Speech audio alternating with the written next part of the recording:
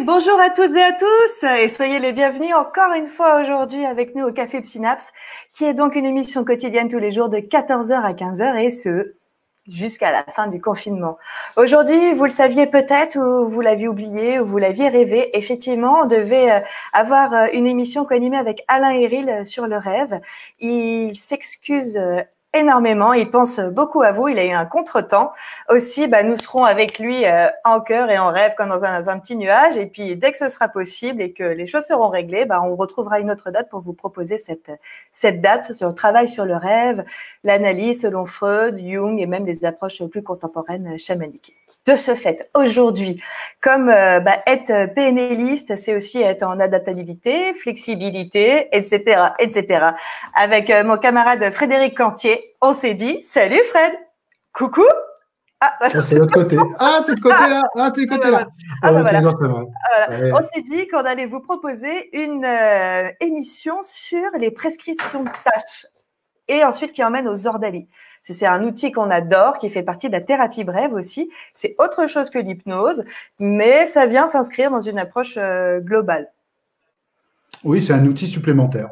Voilà, on a une boîte à outils. Et en tant que thérapeute, effectivement, on peut avoir besoin, pour pouvoir créer de l'action chez les personnes qu'on accompagne, de pouvoir leur proposer ça. Historiquement, Milton Erickson utilisait régulièrement des ordalies, des prescriptions de tâches. Donc, on va voir qu'un de ses élèves qu'il a suivi pendant 17 ans, qui s'appelle Jay Haley, je pense que le nom, vous le verrez, qui a écrit un bouquin qui s'appelle Ordéal Thérapie, qui est traduit en français. Ah ben voilà, super. Merci à Florent, qui est en régie, qui nous envoie tout ce qu'il faut comme message, etc. Donc, il a été traduit dans les années 2000, début 2000, et où il y a plein d'exemples. Il raconte comment il travaille. Ça fait partie des thérapies d'impact, thérapie de choc, thérapie d'impact. Alors, il y a des degrés différents. On va aborder ça tranquillement tous les deux. Voilà. Mais moi, j'aimerais bien que tu nous dises l'ordalie. C'est de mots là, on ne sait pas d'où ça vient un petit peu. Et oui, alors je vais vous dire ça tout de suite, surtout que Laure, Dali, c'est dans mon prénom, donc j'adore Laure et Dali, voilà. Mais avant, on voudrait juste vous rappeler que ce soir, parce que là on est partis comme des dingues avec Fred, là, on est hyper motivés parce qu'on est très très heureux de partager ça avec vous. On voudrait juste vous rappeler quand même que ce soir, il y a toujours un Tea Time qui est un rendez-vous à 17h, la meilleure version de vous-même proposée par Élodie, la beauté bordelaise. Ensuite, demain, la 3e émission de coaching. Ou pas, parce qu'il y a la blonde d'Aquitaine, il y a la blonde de Bordeaux. Non, enfin, je sors. Oui, tu sors. Ça suffit maintenant, les mauvaises blagues. Demain, avec Janet Verdeuil, on fera le Power Chat numéro 3. Une 3e émission de coaching. On vous proposera encore des outils pour continuer à élaborer ce que vous êtes en train d'élaborer pour vous-même et toujours réaliser vos objectifs. Vendredi, parole d'expert. Génial. On va vous parler de voyage, le voyage du héros. Ah, vous allez voir, ça c'est un truc extraordinaire qui est une forme qu'on retrouve de manière... je vais pas en dire trop parce que vous allez voir, c'est super. Et puis samedi, une émission sur les croyances porteuses et les croyances limitantes. Et puis dimanche, bande de petits vénards. Regardez, il y aura mon Fred Cantier là et ses camarades qui vous referont une émission sur les présupposés. Et les présupposés, alors d'ailleurs, je ne sais pas si c'est en hypnose ou en PNL que vous faites ça, ou les deux peut-être. Les deux, parce qu'il y a des présupposés qui sont un petit peu dans les deux. On racontera ça avec Philippe Vernois et puis Franck Platzek. Voilà. Ah, avec les tauliers. Ouais. Et ça, c'est super parce que je trouve que bien intégrer les présupposés, c'est déjà une psychopratique en soi. Donc, on y revient. C'est parti. La prescription de tâches et l'ordalie. Alors l'ordalie, ça vient du Moyen-Âge. C'est quelque chose qui est ancien comme mot. Alors, c'était pas des choses très très sympathiques, les ordalies pour nos aïeux. Par exemple, il y avait une ordalie qui peut-être vous utilisez cette expression, j'en mettrai ma main au feu. Eh bien, mettre sa main au feu, à l'époque, c'était une ordalie. C'est-à-dire que, par exemple, si on attrapait un voleur et qu'on n'était pas sûr que ça soit lui, le truc, c'était de s'en remettre à la justice divine. Et Dieu, comme disait ma grand-mère, reconnaîtra les siens.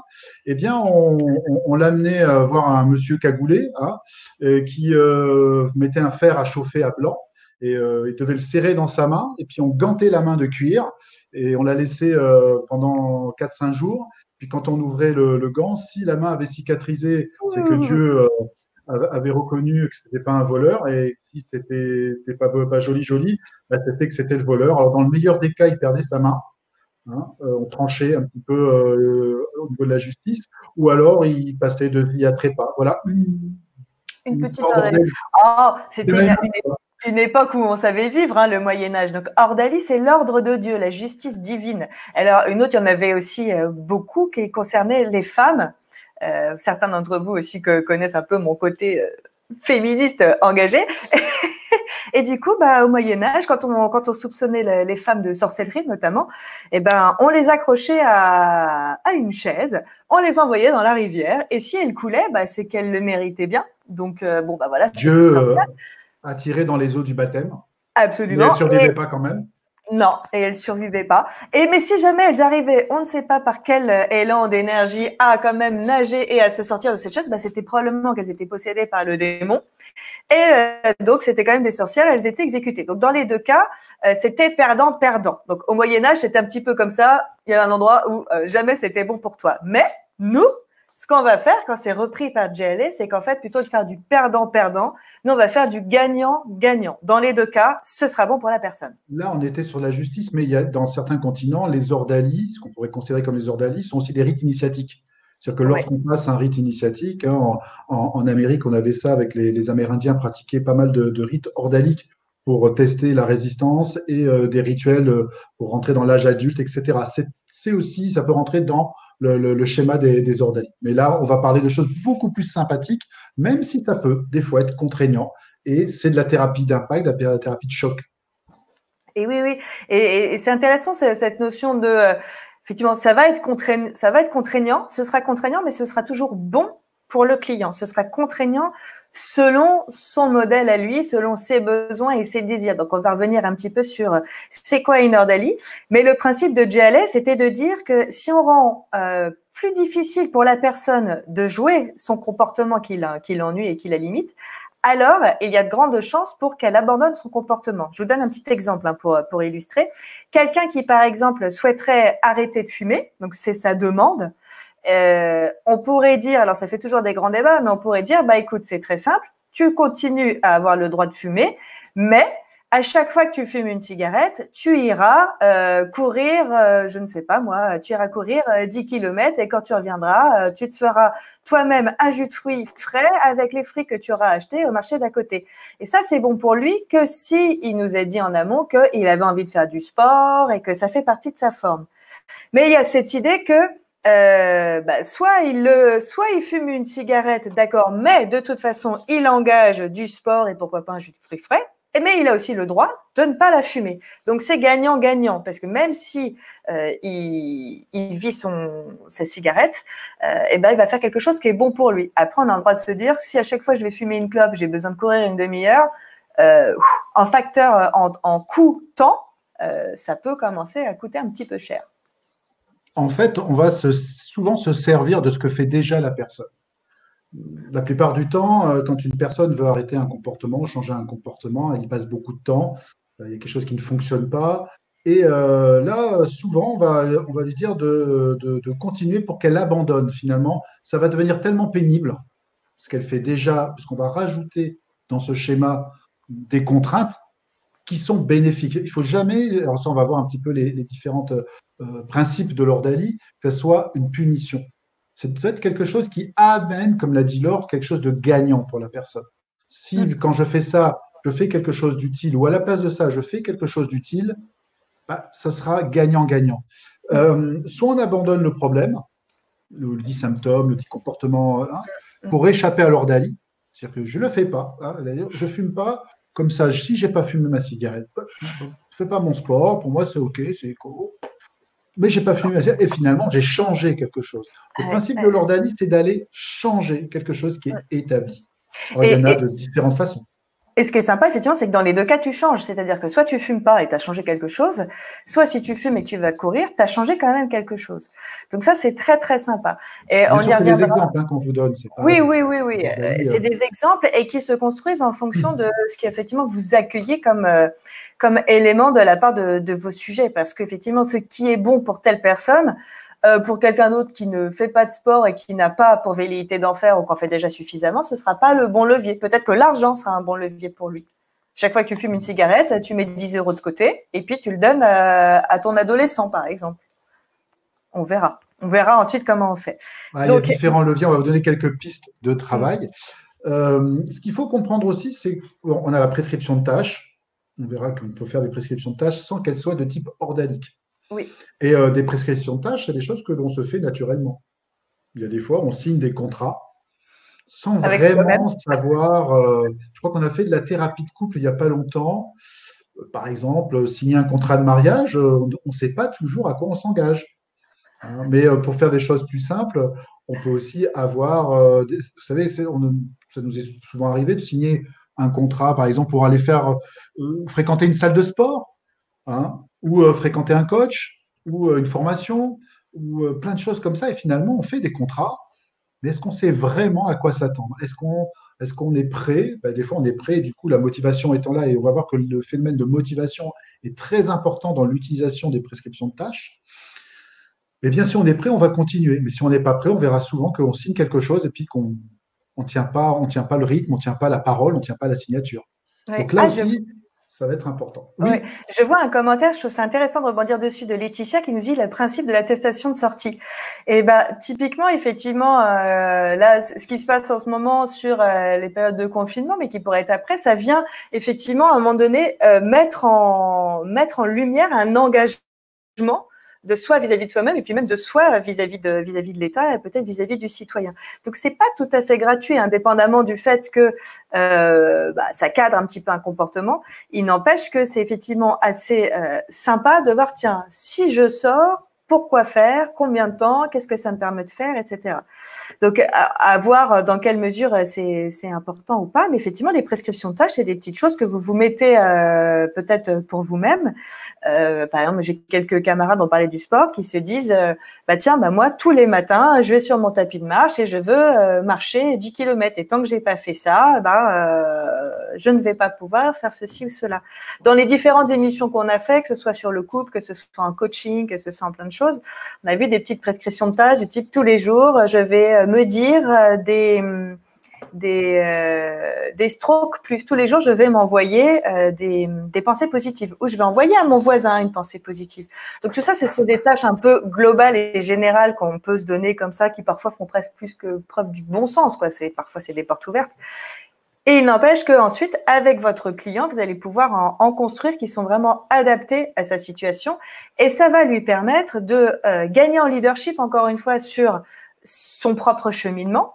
Ça crée du lien d'une séance à une autre, c'est-à-dire qu'une fois que vous avez fait, vous, votre travail en pratique, soit que vous soyez praticien d'ailleurs, voire que vous soyez sujet, entre-temps, d'ici à la séance d'après, vous avez des choses à accomplir. Ça vous maintient en éveil, ça vous maintient dans quelque chose où vous êtes à vous faire une auto-observation, à observer l'autre, à voir quels sont vos progrès. Et ça, c'est porteur et ça permet de continuer à avancer de plus en plus rapidement. Alors, les caractéristiques du Nordali, qu'est-ce que c'est ? On a préparé un petit tableau grâce à Florent. Grâce à Florent. Voilà. C'est eux qui sont super forts là-dedans. Ah ouais, la stroke plus, ça c'est. Et voilà. Alors, et donc là, du coup, c'est un tableau blanc qui est super. Et là, parce qu'il y a le premier qui vient, qui regarde, il nous fait des PowerPoint animés. Animés, Flo, mais on est une méga grosse prod. Être plus pénible que le symptôme. Eh oui, le mot pénible. Le mot pénible. Pénible, et oui, parce que utile, hein. Ouais. Voilà, pénible, et on va le voir dans un autre, dans le troisième point, c'est écologique. Mais pénible dans le sens où, oui, c'est vraiment une technique particulière. C'est pour ça qu'il faudra vraiment vérifier la motivation et ne pas le faire à tout bout de champ. C'est quelque chose qui doit être fait avec une réflexion et ça engage beaucoup le praticien lorsqu'il va proposer cette prescription de tâches. Oui, on est toujours dans le cadre de Ordali. C'est l'Ordali plus pénible que le symptôme. C'est vraiment ce que vous disiez tout à l'heure. C'est si je fume une cigarette, j'ai le droit et je me mets l'hygiène d'aller courir 30 minutes. Donc, c'est quand même plus galère que de fumer juste une cigarette. Il y a d'autres Ordali avec les cigarettes comme ça qui sont assez rigolos, qui disent si je fume une cigarette, j'en fume 3 d'un coup. Alors, je connais tout de suite le débat qui va venir derrière, mais quoi, fumer trois cigarettes d'un coup, c'est complètement débile, puis c'est pas écologique, etc. Mais c'est toujours les choses qu'on dit. Mais en fait, le client, il est déjà fumeur. Et le fait d'en avoir 3 d'un coup, ça va emmener plusieurs choses. Déjà, il va se trouver ridicule. Ça va être franchement désagréable. Ce sera mauvais, peut-être. Ça va lui coûter plus cher. Il va retrouver les marques. Donc, encore une fois, c'est parce qu'il s'est engagé à le faire, parce qu'il n'a pas d'autre choix que de faire cela. Mais il peut toujours ne pas fumer. Donc, soit il en fume 0 et il a changé quelque chose, soit il en fume 3 d'un coup. Effectivement, c'est pénible. Il sent mauvais davantage, ça enivre la tête davantage, etc., etc. Tu as l'air un peu comme ça, là. Voilà, donc ça peut être pas mal quand même, hein, les 2 mains occupées avec 2 cigarettes comme ça, systématiquement quand tu fumes, et puis on casse un schéma. Parce que effectivement, bah, il est là, il peut rien faire d'autre. Alors, beaucoup de gens fument en faisant autre chose. Et là, il peut pas. Il est obligé de les poser. Il y a quelque chose qui est cassé dans la routine. Voilà. Être Et, bénéfique. et plus ça sera un peu provocateur et plus ça sera pénible, il y a même des prescriptions de tâches qu'on peut faire la nuit. Demander à la personne de se réveiller la nuit. C'est particulier à vivre. Donc, c'est vraiment être très, très au point pour proposer ça. Alors, le deuxième point, être bénéfique pour la personne. Ah oui. Donc, ça lui Oui. amène un bénéfice. Pour la personne, et ça, c'est fondamental. C'est en fonction de qui elle est que ce bénéfice sera valable. Encore une fois, vous êtes juste des co-créateurs, ou plus exactement des révélateurs de ce qu'est la personne, elle, dans sa spécificité. Donc, ce qui fait que pour l'un, d'aller courir 30 km en même temps qu'il fume sa cigarette, pour l'autre, ce sera complètement autre chose. Parce que pour certains, si quelqu'un, par exemple, décide d'arrêter de fumer et qu'il a les genoux complètement cassés, ça n'aura absolument aucun intérêt d'aller le faire courir 30 km. Bien au contraire. Ah, ben, je vois que Myriam, elle nous dit que son chéri, c'est une clope, c'est 25 pompes. Ah, bah super. Alors, la question qu'on a envie de poser à Myriam, c'est, du coup, a-t-il développé ses abdominaux des ou pecs du de coup, est-ce fou. qu'il a arrêté de fumer? Est-ce qu'il a des pecs gonflés? On a hâte de voir. On a hâte Et de puis, voir ce que... on peut se les faire nous-mêmes, hein, c'est clair. Là, quand je veux fumer une cigarette, c'est Romain qui nous dit, ben, en fait, je dois aller chercher mon paquet dans ma voiture, c'est pénible. Bah, du coup, j'en fume moins. Bah, oui, donc au bout d'un moment, si c'est l'hiver, par exemple, qu'il se met à pleuvoir dans la voiture à chaque fois, bah, Exactement. c'est particulier. Ouais, On ouais. Et chante quelque chose. sortir pour avoir un comportement, par exemple, si on se dit, j'ai tendance à grignoter un paquet de chips et j'aimerais bien arrêter de faire cela. Bah, effectivement, on va dire, bah, ok, tu as le droit de grignoter ton paquet de chips, mais à chaque fois que tu vas le faire, tu vas aller te promener. Et j'ai proposé ça comme prescription de tâche à une camarade qui habite à Montréal. C'est-à-dire que pour sortir en plein hiver, déjà, elle doit prendre sa pelle pour dégager sa porte. Et ensuite, elle doit mettre son moon boot, ses chaussettes. Elle revient chez elle, elle a des stalactites au niveau des yeux. Donc, je peux te dire qu'avant de manger des chips, elle y réfléchit 2 fois, quoi. Mais c'est Ah, et bénéfique parce Myriam que... nous dit qu'il a des beaux pectoraux. Ben voilà, donc en fait, Ah, bah c'est super super, bénéfique Myriam. pour la personne et pour Myriam. C'est génial. Bon, belle prescription de tâche. Donc, bon, être bénéfique pour la personne. Effectivement, il faut qu'elle soit réalisable et écologique. Alors, on va vous expliquer ça. Vas-y. Ben, je prends un exemple, hein, des exemples un petit Ouais. peu simples. Si par exemple quelqu'un qui grignote et qui est en surcharge pondérale et qui ne fait pas de sport depuis plus de 10 ans, et vous lui dites à chaque fois que tu vas grignoter, tu vas aller faire 1 heure de footing, ah, c'est pas réalisable pour elle. Parce Mm. que ça va la mettre en danger, parce que son corps va plus souffrir, etc. Et ça va peut-être être écologique. Par contre, lui proposer, ben, chaque fois que tu as envie de manger une chips, ok, tu manges les chips, mais par contre, tu avales un verre d'eau. Bon, au bout de 3-4 verres d'eau, je peux vous garantir que voilà, ça va pas être ça va pas être super pour elle. Elle va ralentir. Mais en même temps, c'est faisable. C'est écologique parce que ça ne la met pas en danger et sur sa santé, etc. Et finalement, ben, ça change le schéma. Ça devient pénible, c'est embêtant. Ben, du coup, elle fait autre chose. Donc, Absolument. toujours faire des Et, choses sympas. ouais, et c'est intéressant, par exemple, boire un verre d'eau. On verra tout à l'heure dans les leviers, ça aussi, ça vient interrompre le schéma. On pourrait se dire, tiens, à chaque fois que tu as envie de manger une chip ou de fumer une cigarette ou de critiquer, je sais pas moi, ta belle-mère, eh bien, avant de le faire, même si pourquoi pas tout ça peut être écologique pour toi, eh bien, tu iras boire un verre d'eau, tu iras faire un tour. C'est-à-dire que, hop, là où d'habitude on a un schéma avec une manière de faire, avec une gestuelle, eh bien, hop, à chaque fois que tu iras vers ton placard à gâteau, avant, tu passeras vers le petit thé vert qui est juste à côté ou le verre d'eau. Et donc, hop, on l'a remonté. Ça questionne le désir. Est-ce que c'est une faim? Est-ce que ça doit répondre à une problématique de satiété? Ou est-ce que c'est plutôt émotionnel? Et si c'est émotionnel, peut-être aller remplacer vers autre chose qui serait encore une fois bénéfique, écologique pour la personne. On a un quatrième point qui est important, c'est le chèque en blanc, Ah ouais. l'engagement à vie. Alors, Ouais. c'est-à-dire pour ma part, moi, je procède de la façon suivante, c'est que j'ai 2 feuilles de papier signées en bas par la personne avec la mention «Je m'engage à réaliser tout ce qui est écrit précédemment». Je contresigne moi aussi, hein, je garde une et j'en donnerai une à la personne. Et au-dessus, je fais écrire à la personne ce que je veux qu'elle fasse pour cette prescription de tâche et pour cette ordalie. C'est-à-dire qu'en fait, quand la personne s'engage, on va tester sa motivation. Alors bien sûr, ça implique le fait, la présupposition que si la personne n'est pas prête, si vous avez calibré qu'elle n'est pas motivée pour le faire, ça ne sert strictement à rien parce que finalement, le contrat ne sera pas respecté. Et là, le contrat doit être respecté à la lettre et à vie jusqu'à temps que, effectivement, il y a un changement qui se produise dans le comportement, dans le schéma répétitif. Ouais, ouais. Et ça, le chèque en blanc, c'est vraiment quelque chose qui est vraiment particulier à l'ordalie. Et très souvent, d'ailleurs, quand on est en formation et qu'on aborde ce moment du chèque en blanc, c'est toujours quelque chose qui crée des émotions assez intenses parce que ce chèque en blanc où on dit bah, la personne, elle va s'engager à opérer cette tâche telle que vous lui proposez, ça signifie beaucoup de choses parce qu'au départ, elle ne sait pas. Et c'est ce qui fait que ça s'appelle une ordalie, d'ailleurs, notamment par rapport à une prescription de tâche simple. C'est-à-dire qu'elle a signé, c'est contractuel, et au départ, elle ne sait pas, la personne, ce pourquoi elle signe. Mais ce qu'elle sait, c'est que vous avez une alliance de travail absolument parfaite dans un rapport de confiance et de bienveillance.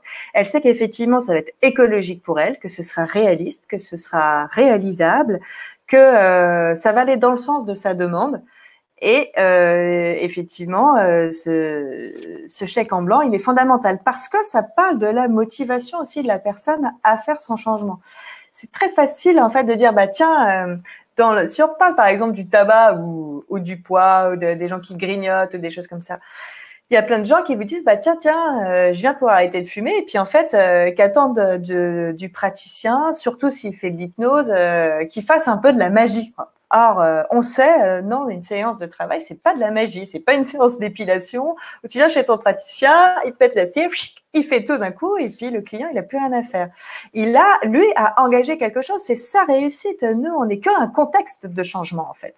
Et effectivement, et si vous commencez à lui dire, bah, j'ai quelque chose pour vous, vous allez voir, c'est génial. 100% des gens qui s'engagent et qui signent ça ont réussi à arrêter de fumer et que la personne, elle vous dit non. Alors, soit c'est que le rapport de confiance n'est pas engagé, soit c'est que en fait, elle n'a pas vraiment encore envie de fumer et elle vous prend pour son alibi, pour dire à sa femme, ouais, tu vois, je suis allée voir l'hypno, là, ça n'a pas marché. Non. Alors que s'il signe, là, c'est que, il se passe quelque chose, là. Là, t'es sûr. Et comme tout n'est pas blanc, tout n'est pas noir, et que l'être humain est complexe, il ne faut pas hésiter des fois à reculer la proposition d'une prescription de tâche, en expliquant à la personne que vous avez une méthode, il y a quelque chose qui marcherait bien, mais qu'elle n'est pas prête. Parce que générer de l'attente, tirer ce ressort et le faire monter petit à petit, déclenche chez la personne aussi un nouveau comportement, et se dire, comment ça, moi, je ne serais pas prêt à faire ça. Quelque part, vous mettez en jeu, dans le sens où Ouais. vous êtes un peu provocateur, et vous ne lui donnez pas tout de suite la clé. Et générer de l'attente dans la thérapie, c'est quelque chose qui peut être vraiment, vraiment efficace. Ah oui, oui, tu as raison. Là, on est sur le point de la motivation. Voilà, merci beaucoup, Flo. Et effectivement, et ça, c'est quelque chose que Jay Haley adorait faire. J'ai bien quelque chose pour vous, mais je ne sais pas si vous êtes prêts. Parce que souvent, ce qu'on dit, c'est que c'est aménager quelque chose d'un peu spectaculaire. Alors, ça va poser la question, est-ce qu'à ce moment-là, on est position haute, position basse? On est un petit peu dans quelque chose d'exécutif à ce moment-là. Nous disons, nous Directif. praticiens, directif, tu fais ça. Et tu signes et tu t'engages. Alors après, on le fait, on a réfléchi. Donc après, la prescription de tâches comme l'ordalie, et le livre, vous pouvez le lire, la Ordéal Thérapie, c'est absolument super. Il y a vraiment cette idée quand même que avant de la donner, pensez-y un petit peu quand même. C'est-à-dire, êtes-vous sûr effectivement qu'elle réponde bien à tous ces critères? Parce que sinon, une prescription de tâches et une ordalie qui est mal foutue, mal engagée, bah, elle peut vraiment engager des choses très désagréables pour le sujet. Mais ce truc Pour du ma part, spectacle, là, j'adore, quoi. Oui, ouais, vas-y, pardon, Fred. pour ma part, faire une prescription de tâches et de l'ordalie, en particulier de l'ordalie, ça demande une très bonne connaissance de la personne, des leviers qui vont la motiver et vraiment une connaissance de ce qui est bon pour elle, ce qui n'est pas, ce qui est écologique pour elle. Donc ça demande, ça se fait pas comme ça à brûle pour point, ça demande vraiment une préparation et une bienveillance vis-à-vis de la personne, parce que oui, c'est directif, oui, c'est quelque chose qui est effectivement qui peut paraître abrupt et pénible, mais ce n'est pas une punition. On n'a pas dans les mains le fait de mettre une punition à la personne. Ça, c'est extrêmement important. J'insiste vraiment Ah oui, là-dessus. oui, Et oui. c'est pas la panacée, c'est pas une fin en soi. On peut faire des séances sans avoir besoin de faire une ordalie ou une prescription de tâches. Et là, effectivement, sur celle qui, je te rejoins tout à fait sur le fait, quand on est dans le cadre de l'ordalie, c'est-à-dire gagnant de ces critères avec un chèque en blanc, effectivement, ça nécessite d'avoir une appréhension fine du sujet. Il y a des prescriptions de tâches, par ailleurs, donc c'est un tout petit peu un autre cadre, hein. Excusez-nous, on passe un peu du coq à light, comme je disais, mais parce que une ordalie, souvent, est composée de prescriptions de tâches, et il y a certaines prescriptions de tâches qui sont tout à fait acceptables, j'ai envie de vous dire, quel que soit votre sujet. Un petit exemple, il y a beaucoup de nutritionnistes ou de diététiciens, quand vous prenez rendez-vous avec eux, et puis probablement parmi vous des praticiens, avant la première séance, par exemple, ils vont demander à leurs clients de noter tout ce qu'ils ont mangé dans la semaine qui précède leur rendez-vous. Donc ça, c'est une prescription de tâches simple, qui n'est pas une ordalie, j'insiste là-dessus, parce qu'on n'a pas quelque chose comme ça où on a opéré quelque chose de gagnant-gagnant selon les demandes du sujet, mais c'est une prescription de tâches simple qui permet de faire un petit état des lieux et du coup d'observer la réalité alimentaire du sujet, par exemple. Voilà. Faire un bilan de ce que l'on fait dans une journée. C'est quelque chose qui est, pour certains clients, est pénible. Prendre 10 minutes, un quart d'heure dans une journée dans une colonne marquée, par exemple, hein, c'est des exemples. Encore une fois, il faut toujours penser que ça soit adapté à la personne à qui vous vous adressez. Qu'est-ce que vous avez aimé faire aujourd'hui et le noter. Déjà, il y a une prise de conscience importante, hein, d'aller se référer à ce qu'on a aimé faire. Qu'est-ce que vous n'avez pas aimé? Qu'est-ce que vous voudriez voir se réaliser? Et puis pour le jour d'après, rajouter une colonne. Qu'est-ce que vous avez réalisé de ce que vous vouliez réaliser la veille? Ah, ça, j'adore. C'est un sacré challenge. Ça a l'air très très simple. Ça ne demande pas énormément de travail, 10 minutes ou 5 minutes pour la personne dans la journée, mais on a des super résultats parce que on apprend à la personne à sortir de sa tête, hein, à sortir de son confort et de ses habitudes, hein, de réflexion et de d'écrire. Il se passe quelque chose. Et bien sûr, vous lui demandez de vous ramener les notes qu'il a prises entre les deux séances. Alors là, effectivement, s'il ne le fait pas, il ne va pas vous faire ça les 10 jours ou les 15 jours à la dernière minute pour faire style j'ai rempli mon carnet. Non, ça lui demande vraiment comment je vais m'engager à faire ça. Oui, et là, ça fait un lien vers l'importance de votre cadre, vous, en tant que praticien. Lorsque vous faites une séance et que vous travaillez avec quelqu'un, c'est important de dire, bah voilà, la séance, elle va durer tant de temps. On verra à chaque fois, on redéfinira l'objectif ensemble, on accueillera ton feedback, et si prescription de tâche il y a, tu l'as fait. Parce que sinon, ça veut dire quoi? Ça me fait penser à l'éducation avec les enfants. Si tu dis, oh, attention, si tu fais ça, tu auras une punition, et qu'il n'y a pas la punition, eh ben, vous apprenez quoi à votre enfant? Qu'il ne peut pas vous faire confiance. Donc, à un moment donné, dans la relation praticien-clientèle, c'est pareil. S'il y a une prescription de tâche à faire, c'est important qu'il la fasse. Et s'il ne la fait pas, alors ça vient dans le champ. Je suis curieuse de savoir en quoi c'était important pour vous de ne pas le faire et quel est le message là. Parce que, en fait, si vous n'avez pas envie de changer, c'est parfait, super. Alors, du coup, qu'est-ce que vous voulez faire vraiment pour vous aujourd'hui? Parce que sinon, ça fait un petit peu cher la Libye, non? Vous trouvez pas?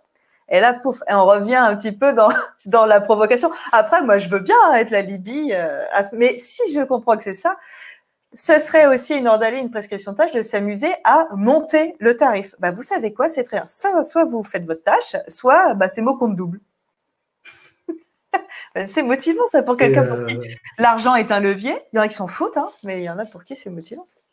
Voilà, donc vous pouvez très bien, par exemple, je prends un exemple qui marche très très bien, les gros mots. J'ai fait un peu de thérapie familiale et en fait, les parents me disent, ah, notre fils, il dit beaucoup de gros mots. Je dis, ok, je dis donc si je comprends bien, il y a que lui qui dit des gros mots. Je calibre que le père, il fait un peu ça. Je fais, ah, Non. monsieur aussi, ouais aussi, oui, ah, bah, d'accord. Et vous, madame, oui, ça m'arrive. Quand je suis un peu énervé, je dis c'est Crottine de formidable parce crotane. que vous êtes quand même le modèle de votre enfant et quel plaisir qu'il vous modélise.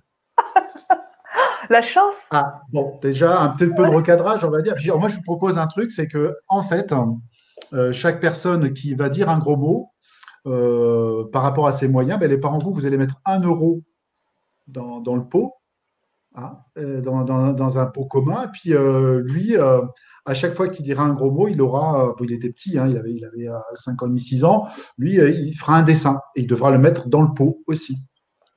Bon, au bout de 3 jours, le gamin, et au bout d'une dizaine de dessins, bon, il a arrêté de dire des gros mots.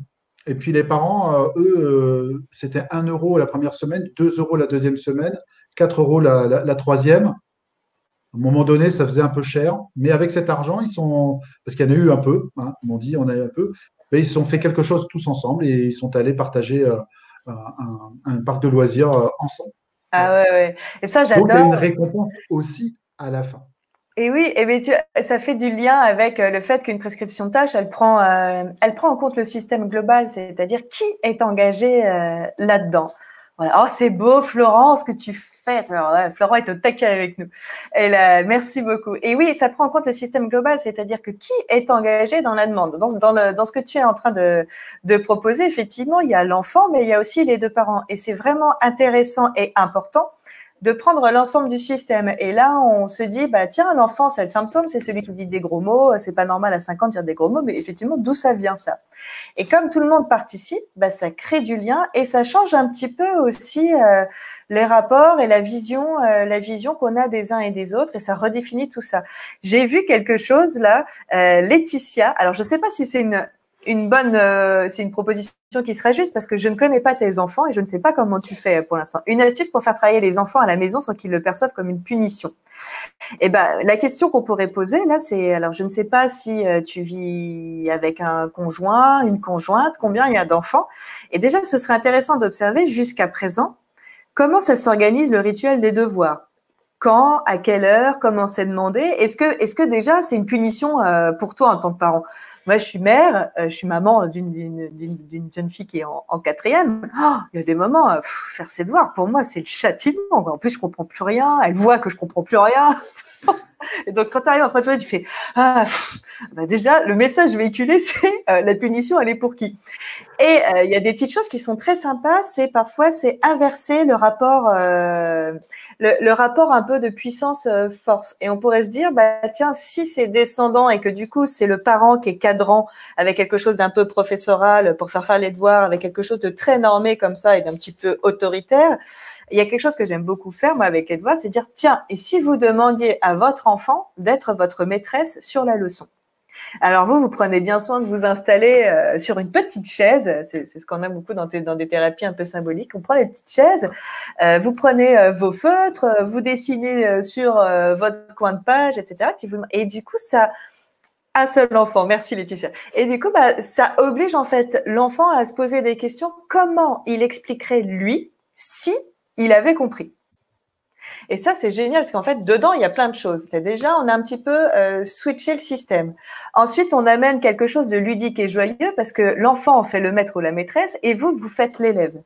Et ensuite, il y a du comme si, il y a de la présupposition, il y a la tâche d'imitation. Et du coup, ça, c'est très, très rigolo parce que s'il savait, il ferait comme cela. Et en fait, il est en train de se construire des représentations, par exemple. Tu aurais quoi, toi, comme idée, toi, Fred, là-dessus, par exemple? J'ai pas eu de problème avec mes enfants. Ah bah moi, j'ai jamais fait de devoir. Ah non, mais ça, c'est super. Et puis, il y a l'utilisation des canaux. C'est là on voit que quand on n'a pas la personne, on est aussi un peu dans la limite parce qu'on ne sait pas exactement comment ça se passe. On n'a pas l'avis. On a l'avis souvent des parents parce que c'est sûr, comme tu l'as dit, que c'est pénible. Moi, j'ai fait aussi travailler ma fille à certains moments et je comprends que ça pouvait être pénible pour elle. Et j'avais pas des outils comme je peux avoir maintenant. Mais ce qui était clair, c'est qu'il y avait des possibilités. Ok, il ne faut pas que ça se présente en punition. Il faut vraiment que, comme tu l'as dit, ça soit ludique. Alors, on n'a pas la solution miracle. Ce n'est pas des choses que l'on peut faire adapter à tout le monde. Et c'est là où c'est la magie des prescriptions de tâches, c'est vraiment d'aller chercher ce qui va être le moteur, le levier de la personne. Il y a une chose qu'on pourrait faire pour les devoirs, par exemple, en construisant cette prescription de tâches. Moi, j'aime bien les tâches aléatoires. J'aime bien le côté, la tâche. Eh bien, écoute, on va tirer à pile ou face, finalement. Si là, maintenant, tu vas faire tes devoirs, si c'est pile, tu fais tes devoirs, si c'est face, eh bien, tu fais autre chose. Ah ouais, ça, c'est top. À imaginer, ce n'est plus vous, en tant que parent, qui est imposé le devoir, c'est le côté, bon, évidemment, il peut dire il n'y a pas de chance. Mais finalement, vous vous désolidarisez du fait de l'ordre donné. Et pour des couples, ça marche bien aussi. Hein, ça marche bien pour soi aussi. Si par exemple, d'habitude, je suis stressé, écoutez, aujourd'hui, ce que vous allez faire, vous allez tirer à pile ou face. Si c'est pile, vous continuez à stresser comme d'habitude. Et puis si c'est face, vous allez simuler que vous allez bien. Ah, ça, j'adore. Ça, c'est super. Alors, on a une prescription de tâches. Et à chaque fois, il faut sortir sa pièce. Pourquoi pas? Ce sont des leviers. C'est des leviers, ouais. Tâche de Voilà. simulation, ouais. La tâche de simulation, faites comme si vous étiez. Faites comme si, c'est top. Et le truc ça peut être pile ou face. Et après, le pile ou face, tu peux le graduer. Je vous ai montré souvent là en coaching le fameux D. Je veux dire, bah tiens, je fais comme si j'étais, je sais plus ce que tu disais, stressé ou anxieux. Oui, stressé, voilà. Un peu angoissé. Voilà. Les jours où je suis anxieux, pile, c'est le jour où je suis anxieux. Hop, bah je tire à pile au dé à combien de degrés je suis anxieux. Alors si tu as 6, alors t'envoies tout là, t'envoies toute l'anxiété. Et ça aussi, c'est une autre tâche, c'est-à-dire qu'on va recontextualiser parfois le comportement. Alors à chaque fois, ça paraît un petit peu absurde, mais par exemple, quelqu'un qui va être un petit peu anxieux toute la journée, nous, on part du principe que s'il a de l'anxiété, c'est qu'il y a une intention positive derrière. C'est-à-dire que c'est important quelque part pour son système, dans son écologie globale, de l'être. Alors, ça pourrait être tout à fait accompagné à cet endroit-là, mais il y a des personnes, effectivement, si vous dites quel est votre objectif par rapport à ça, leur objectif n'est pas de trouver la paix, une forme d'harmonie ou de calme. C'est important pour eux parce que peut-être aussi ça leur permet d'être en éveil, d'être attentif. On pourrait dire, écoute, super, tu sais quoi, ce que tu vas faire, c'est que plutôt que d'être anxieux un petit peu toute la journée, parce que l'accueil de la plainte, c'est de dire, ça vient un petit peu tout me parasiter, tout me polluer, comme si j'avais un voile gris sur ma journée entière, tu choisis un horaire, tous les matins, par exemple, donc c'est lui qui va choisir, hein, évidemment, mais on va dire qu'il a choisi, tous les matins entre 8h et 8h30, tu as une demi-heure, alors là, t'envoies tout. Hein. Tu as une demi-heure où tu joues ton anxiété, mais plein pot. Hein. Mais alors là, tu fais tout. Hein. Alors, comment tu fais, toi, pour être anxieux? Moi, j'hyperventile, je dis des gros mots, donc comme ça, en plus, t'en mets dans la cagnotte au passage, je bois plein de café, j'appelle des gens, t'as une demi-heure, là, tu fais tout au max. Et après, c'est fini. Et si toutefois, un peu plus tard dans la journée, tu avais envie d'être anxieux, tu sais, rassure-toi, que tu pourras le faire le lendemain matin à 8h. Donc, ça respecte ton tout. moment pour le faire. Tu auras ton moment. On a aussi, tout ça, ce sont des leviers. pour les couples, on va parler un peu, on survole un petit peu.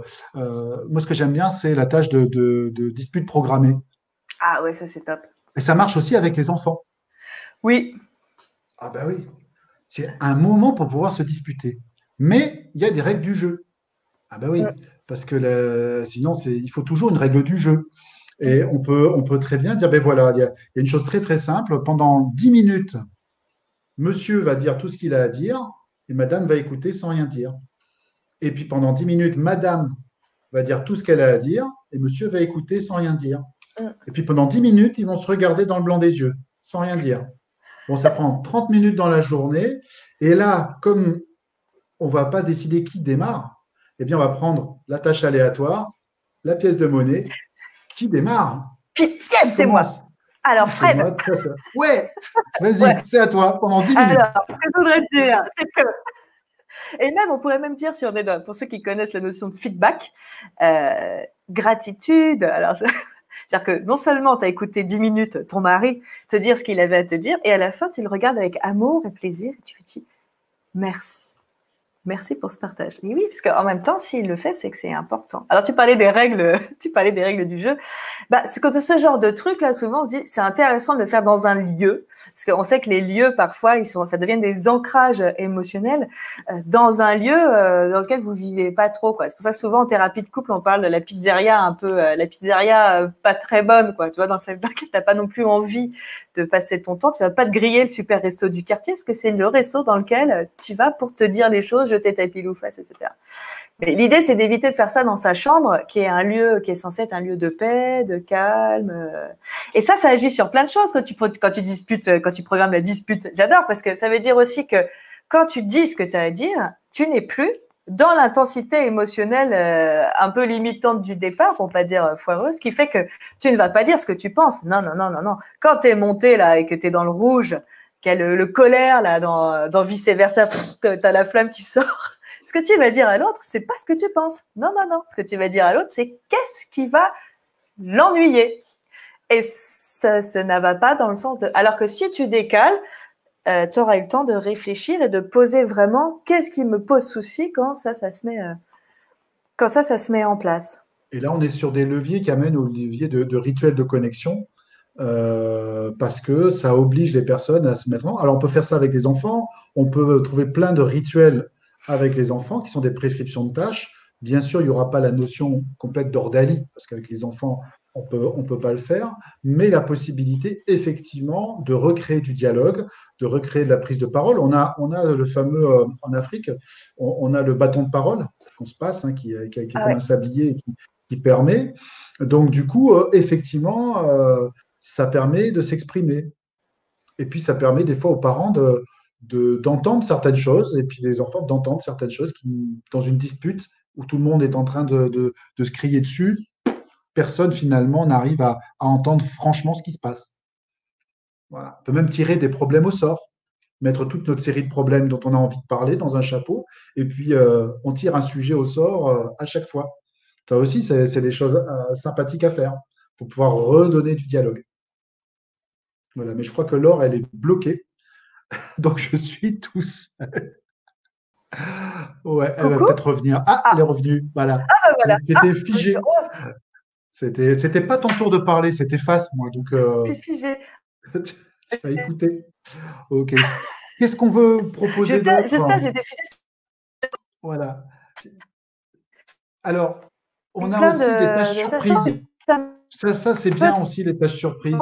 C'est faire quelque chose dont on n'a pas l'habitude être de faire et demander tiens, finalement à comme l'autre de pouvoir effectivement voir s'il l'a remarqué. Donc ça, il faut avoir un juge arbitre pour s'en rendre compte. Vous avez aussi les tâches surmonter ses désirs. Et là, c'est un peu lié aux tâches d'observation, hein, c'est-à-dire, ben, effectivement, j'ai envie de quelque chose. Avant de céder à cette envie, je vais écrire tout ce que ça m'amène comme sensation, comme réflexion, et je vais l'écrire. Donc, je vais prendre le temps, hein.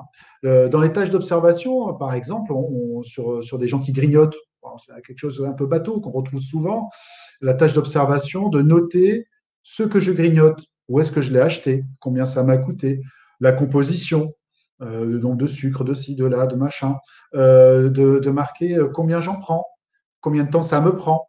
Et à chaque fois de le faire, vous allez voir, c'est quand même pénible. Et au bout d'un moment, moi j'ai remarqué que j'ai des gens qui, ça devient de plus en plus espacé, ils grignotent de moins en moins. Et finalement, comme ils ont changé quelque chose, eh bien, ils partent effectivement dans une autre dynamique. Les tâches paradoxales, c'est rajouter quelque chose que vous faites habituellement. Ben, je ne sais pas, par exemple, j'ai une habitude, eh bien, je vais la faire 3 fois ou 4 fois. Je vais la répéter pour rentrer dans la boucle systématiquement. Ah, elle est là. Super. Alors oui, Romain, plus tu fais je les t'ai fait courses, une fois je tâche te laisse faire les surprise. courses. Ça, c'est du choix Voilà. illusoire. C'est les présuppositions Bah, à je ne choix sais pas ce que tu as illusoire. dit pendant ce temps-là, mais Ça s'appelle une arnaque. Oui, comme dirait Esther. Ouais. Là, non, ça, c'est pas bien, ça. Non, non. C'est pas écologique. oui, c'est ça. Mais D'ailleurs, c'est d'autres malin. personnes. Moi, je dis c'est malin. Je trouve ça très malin. Enfin, c'est écologique, logique pour lui, Pour probablement. Romain. Donc, ça, c'est déjà pas mal. Voilà. Mais Et oui, du coup, tu as parlé de la tâche surprise. j'ai Ah, voilà. parlé de, j'ai Tu parlé de m'entends? la, oui, de la tâche d'observation un peu plus en détail. Et Ah, super. quel temps il nous reste? Ah, ben, il nous reste encore un petit quart d'heure. Euh, Qu'est-ce que tu aurais d'autre, Ah, toi, à bah, super. proposer? Je regardais. Alors, bah, je sais pas. Alors, je sais que tout à l'heure, tu parlais un peu des tâches surprises, je crois. C'est ce que je t'ai envoyé. Oui, Euh, alors, pardon, parce que je regarde, je reçois des mots de Florent en régie. Du coup, je on ne a des sais pas petits si je suis problèmes ou de régie, pas. Alors, un peu saturés. vous me voyez? Ouais. Alors, bah, ça, c'était une surprise, par exemple, parce qu'on s'est dit, tiens, j'étais à André Frédéric, hop, surprise, à un moment, il ne sait pas, je vais disparaître complètement, et du coup, il va pouvoir continuer à parler des leviers de les prescriptions de tâches. C'était une surprise. Mais au-delà de ça, je voudrais, par exemple, vous donner autre chose. Quand on est en thérapie de couple, par exemple, il nous arrive d'avoir des personnes qui viennent témoigner que bah, il y a une forme de lassitude ou qu'on ne se sent plus forcément regardé, observé dans quelque chose de plus unique, où on n'est pas entendu, où on a l'impression que l'autre ne fait plus d'efforts pour se faire plaisir. Et une des prescriptions de tâches qui est donnée au couple, qui est Oui, sympa, ne c'est remarque pas les justement, c'est dire, changements. alors, peut-être que déjà, ils ont une tâche d'observation à faire. Observer. Ah, Ah oui, tu as vu qu'il y avait quelque chose qui avait changé. Ça, c'est bien, ça me fait plaisir. ah, Ok. ah, j'ai vu. Ben oui, j'ai vu. Oh, mais je te regarde plus comme avant ou quoi? Mais qu'est-ce qui nous arrive? Et ce serait de dire, bah, d'ici à la prochaine séance, je voudrais que vous surpreniez votre conjoint, vos conjointes, d'une manière ou d'une autre qui lui ferait plaisir. Et le jeu, c'est de pas dire évidemment quand c'est la surprise, ni au moment où on l'a fait. Et à la fin de la semaine, on débrief. C'est qu'il y a une surprise par semaine. Et on se dit pas. Et le dimanche, on dit, bah, moi, je crois, Frédéric, que pendant ce live, le moment où tu m'as surpris, finalement, c'est pas tant quand tu as mis tes oreilles de Mickey, mais c'est quand tu as mis tes oreilles de lapin. Ah, tu l'as pas fait ça? Non. Ah non, bon, bah juste. Mais en fait, non, je dis ça, là, je plaisante, mais c'est des moments qui sont très forts et très puissants. Parce que ça fait quoi? Ça fait que chacun est dans une attitude vis-à-vis de l'autre, d'attente, et va observer plus finement tout ce que fait l'autre. Et c'est un nouveau regard qui se dépose, et c'est vachement sympa parce que parfois quand on arrive la séance d'après, tu as madame qui dit oh, bah il y a eu ce moment où il est venu, il avait fait le café, oh, c'était sa plus belle surprise. Et puis là tu as monsieur qui dit bon, c'était pas ça ma surprise. Ah bon? Ben non, bah, ma surprise c'est quand j'ai ramené des courses et j'ai pensé à te ramener ton pain préféré avec les viennoiseries, là là là. Ah bon, c'est vrai? Ah oui, c'est vrai, ça m'a fait tellement plaisir. Et tout d'un coup, tout potentiellement prend une autre couleur. Et là, c'est vraiment, très très sympa. Ça peut être aussi dans les relations parents-enfants. Toi, enfant, qui te plaint que ton parent ne te considère pas suffisamment comme le jeune adolescent que tu es, etc. Qu'est-ce que tu pourrais lui faire comme surprise à ton parent qui montre qu'il y a quelque chose de nouveau? Peut-être qu'un soir, je sais pas, tu aurais fait le repas. Peut-être qu'un autre jour, tu aurais fait ceci, cela. Et vous, parents, surprenez votre enfant aussi une fois dans la semaine pour leur montrer que vous le laissez. Donc peut-être que vous allez lui donner, je ne sais pas moi, les clés de la voiture s'il vient d'avoir 18 ans. Peut-être qu'une fois dans la semaine, vous allez faire toute autre chose. Vous... Ah, on t'a coupé. Ça, ce sont des rituels finalement. On fait une progression au fur et à mesure c'est bien pour l'éducation, hein, c'est des choses qui marchent bien. Je vois un message pour les tout petits. Ouais, super. Pour les tout petits, on n'est pas dans le système d'ordalie, on peut être dans le système de prescription de tâches, mais encore une fois, je le répète souvent, c'est d'inclure les parents dans la prescription de tâches. Et si vous respectez effectivement ce qui a été décidé ensemble, ça fonctionne. Donc, je prends un exemple qui vaut ce qu'il vaut, mais pour vous donner une idée, il y a une émission qui s'appelle Super Nanny. Eh bien, ce qu'elle fait, c'est de la prescription de tâches. Elle observe, elle voit les habitudes, ce qui fonctionne, ce qui ne fonctionne pas dans chaque famille, la place hiérarchique, la restauration de la place hiérarchique des parents et la place des enfants, parce qu'ils ont une place aussi à part entière, de la fratrie, etc. Et après, elle met en place un système d'ordalie, de prescription de tâches qui sont là pour offrir du changement et tout le monde a pour mission, effectivement, de respecter ces prescriptions de tâches. Si vous êtes congruent et cohérent dans ce que vous demandez à vos enfants, eh bien, eux vont le remarquer et puis vous devez être effectivement dans le respect de ces règles-là. Et souvent, malheureusement, hein, pas tout le temps, hein, il y a très peu de parents comme ça parce que vous êtes des parents parfaits, je le sais et nous le savons, de temps en temps, on ne respecte pas trop la règle. Donc, les enfants, ça va être effectivement la stratégie d'aller chercher là où vous ne respectez pas. Et c'est là où on se rend compte que effectivement, nous, la relation qu'on peut avoir en tant que praticien avec la personne qu'on accompagne, c'est aussi un climat de confiance. Il faut que nous, on soit cohérents dans ce que l'on demande. C'est pour ça que ça doit être clair, ça doit être simple, ça doit être contextualisé. Et en même temps, c'est un contrat qui est passé. Exactement comme un coach. Un coach, quand il coach un sportif, c'est un climat de confiance et une relation, une congruence. Donc, effectivement, des fois, c'est pénible, des fois, ça ne fait pas toujours plaisir, mais ça passe par quelque chose qui va pouvoir permettre un changement. Et puis, quand le changement est effectué, eh bien là, on va pouvoir effectivement changer de prescription de tâches, faire évoluer aussi la relation et faire évoluer les comportements. Laure, est-ce que tu es avec moi ou pas du tout? Non, Laure n'est plus avec moi. Elle nous a quittés. Alors, pour combien de types d'ordalie pour répondre à cette question? Finalement, il y en a autant que de personnes, des types d'ordalie, 4, 6.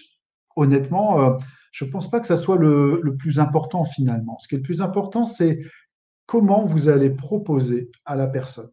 Donc, de bien respecter un certain nombre de choses, qui est de le faire à propos. Est-ce que c'est le bon moment de le proposer? Est-ce que la personne est prête? Est-ce qu'elle est motivée?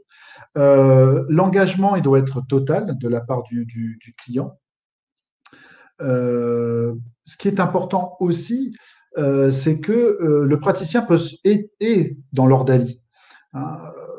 Si on fait, par exemple, on dit à une personne de se lever la nuit pour réaliser l'ordalie, la prescription de tâches, et qu'en même temps, on lui dit que nous, on comprend combien ça peut être pénible parce qu'on aime bien continuer à dormir la nuit sans être réveillé, il ne va pas vous aimer. Hein. Il n'est pas vraiment dans une...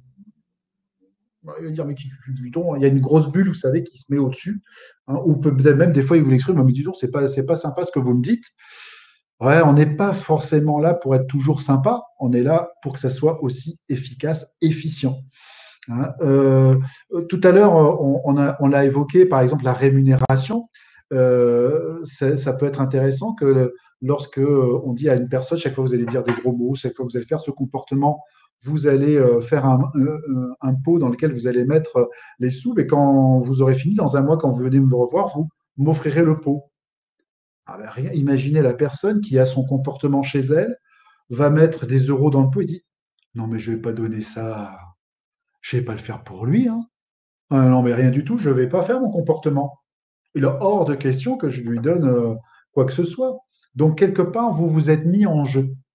Et ça, c'est des leviers qui peuvent être extrêmement puissants. Pareil, si dans une systémie, il y a effectivement un levier vis-à-vis d'une personne. Moi, je me souviens d'une dame qui a arrêté de fumer. Tout simplement, elle s'est prescrit la tâche que chaque fois qu'elle fumait, elle voyait l'image de sa belle-mère qui lui disait que sans, elle ne serait jamais capable de faire quoi que ce soit et de mener quelque chose à bien. Bah, ça fait 3 ans qu'elle ne fume plus. Et finalement, ça lui manque plus. Et elle a une superbe revanche, un super levier vis-à-vis de sa belle-mère. C'est un levier comme un autre. Avec elle, c'est ce qui a marché. Avec d'autres, c'est ce qui a marché. Laure, tu ne reviens pas. Ah là là. Bon, impossible qu'elle revienne. Bon, décidément, c'est un café pas comme les autres. Euh, Pouvez-nous vous mettre des slides alors, j'ai pas vu. Des slides sur quoi? Ça a disparu, les commentaires. Je ne sais pas pourquoi. J'ai fait une mauvaise manip, décidément. Sur une adresse mail. D'accord. Ah, Laure. Allô? Ah, sans Ah, l'image. C'est quoi ta prescription de tâche? ah bah voilà. Ah bah Alors, salut. Bah, sans l'image. Sans donc, l'image, oui. alors, on va faire comme si, la prescription de tâche va être Écoute, comme si on te voyait. je ne sais pas par rapport à vous, parce qu'en fait, je ne sais pas du tout ce que vous avez dit depuis à peu près Bien, 5 ou 6 minutes. j'ai juste parlé de mettre le thérapeute dans la boucle. Et effectivement, bah, le thérapeute peut effectivement être un peu détesté par le client parce que il va faire lever les gens la nuit, Ah oui, bah ça j'adore. il va se faire offrir des cadeaux, etc., etc. Donc effectivement, ça plaît pas, hein, ça plaît pas. Alors moi, je vous rassure, Oui, je n'ai jamais personne qui m'a porté son urne. Par contre, ils ont tous changé. son Donc ça, urne financière.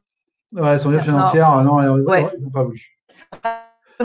Riche en utilisant effectivement le terme. Ok, bah ça, même le son, on l'aura pas. Bien. Il nous reste 3 minutes, donc bah, je vois qu'il y a beaucoup, beaucoup de commentaires. Euh, Quand un enfant se met en colère, alors là, ça serait pas de la prescription de tâches, mais ça serait de la prescription de tâches, peut-être demander à l'enfant quel est son niveau de colère. Ça, c'est des choses que vous pouvez faire, même avec des tout petits à partir de 2 ans et demi, 3 ans. Et ça peut être sur la colère, ça peut être sur la tristesse, ça peut être sur la peur. Demandez-lui si c'est une petite colère, si c'est une moyenne colère ou si c'est une grande colère. Déjà, ça va lui demander au niveau comportemental une réaction qui est de pouvoir vous répondre. Alors peut-être que c'est une grande colère, effectivement, et que, eh bien, il a le droit de la vivre. Et dites-lui qu'il peut la vivre. Voilà, il peut prendre 2 minutes pour vivre sa grande colère et que lorsqu'il aura fini sa grande colère, on pourra savoir qu'est-ce qui a amené cette grande colère, comment ça s'est passé et qu'est-ce qu'il compte faire par rapport à ça. Eh bien, même avec les tout petits, ça fonctionne. Voilà, c'est pour essayer de répondre, hein. Après, c'est compliqué en quelques instants. Bien, alors je rappelle, hein, c'était Alain qui devait être là, Alain Héril. C'est juste partie remise, on va reprogrammer une date pour qu'il puisse effectivement vous parler des rêves. Et donc, j'ai Laure qui essaye désespérément de revenir. Bah bon, je crois que c'est un petit peu mort. Je vous promets, c'est pas moi qui ai fait ça, hein, c'est ma sœurette. Donc voilà. Je vais vous rappeler le programme pour demain. Alors demain, on va retrouver Laure, normalement accompagnée de Janet pour vous parler de coaching. Ils appellent ça Power Shot, de la puissance. Ça va déménager. Vendredi, parole d'expert avec Philippe Vernois et Jean-Charles Costier qui vont nous parler du voyage du héros. Une grande, grande métaphore, le voyage du héros. Laure qui nous fait des gros bisous et des cœurs avec les doigts, on va lui renvoyer. Samedi, les croyances limitantes avec Franck Platzek et puis Valérie Romanov qui nous rejoint pour une émission sur les croyances et c'est les croyances qui nous limitent. Et puis dimanche, les présupposés de la PNL, de l'hypnose avec Franck Platzek, Philippe Vernois et moi-même. Je vous retrouverai avec plaisir. Pensez toujours à liker, parce que nous, premièrement, ça nous fait plaisir, à participer, et je vois vos commentaires. Ouais, super, coucou. Voilà, j'étais en train la de surprise conclure. pour Fred Cantier. Voilà, j'ai remarqué que tu n'étais pas là. Du coup, Du coup, Oui. effectivement, ben, je vais te laisser le mot de la fin parce que moi, j'ai tout dit. Partagez, likez, mettez des pouces, des cœurs, des bisous, plein de choses. Nous, en tout cas, ça Des nous fait bisous, extrêmement plein de plaisir. choses. Bah, Et je te je coupe laisse le mot de la fin. Ah, bah écoutez, le mot de la fin, je sais plus ce que c'est, vu que je suis sûre que j'étais complètement d'accord avec toi, avec tout ce que tu as dit. Bien différencier les types d'ordalie et les différents leviers, c'est-à-dire les tâches, c'est des choses différentes. Et bah, j'ai envie de vous dire, d'ici à demain, où on espère vous retrouver, bah, ce serait intéressant de vous dire bah, qu'est-ce que vous vous prescrivez à vous-même pour que votre journée soit meilleure. Comme on dirait chez Synapse, faites ce qui fonctionne. Alors, des bisous à tous et puis synapsez-vous. Synapsez-vous.